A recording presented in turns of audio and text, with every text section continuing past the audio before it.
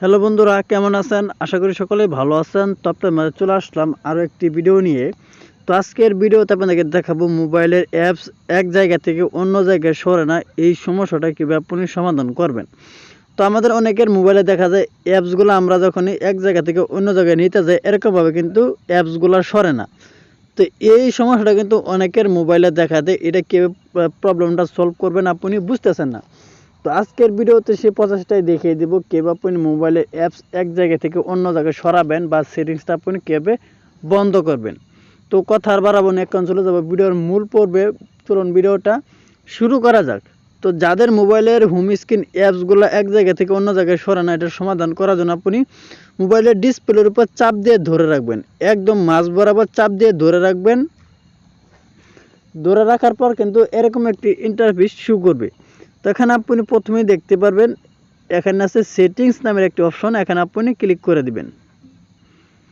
এখানে ক্লিক করার পর এখানে আপনি দেখতে পাচ্ছেন লক হোম সার্চ, এটা যদি আপনার অন থাকে তাহলে কিন্তু আপনার অ্যাপসগুলো এক জায়গা থেকে অন্য জায়গায় খুব সহজে কিন্তু আপনি সরাতে পারবেন না।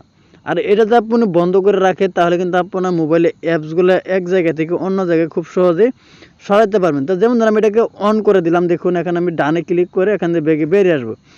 আসার পর আমি এখানে গ্যালারিটা চাপ দিব, দেখেন এরকম একটি লক কিন্তু লেখা চলে আসে। বা আমার কিন্তু কোনো অ্যাপসই কিন্তু দেখেন, যে টিকটকের উপর ক্লিক করেন দেখেন আমার কিন্তু কোনো অ্যাপসই কিন্তু সরতেছে না। তো আবার এখানে হোম স্ক্রিনের উপর ট্যাপ করে ধরে রাখবো, আবার সেটিংসের উপর ক্লিক করব।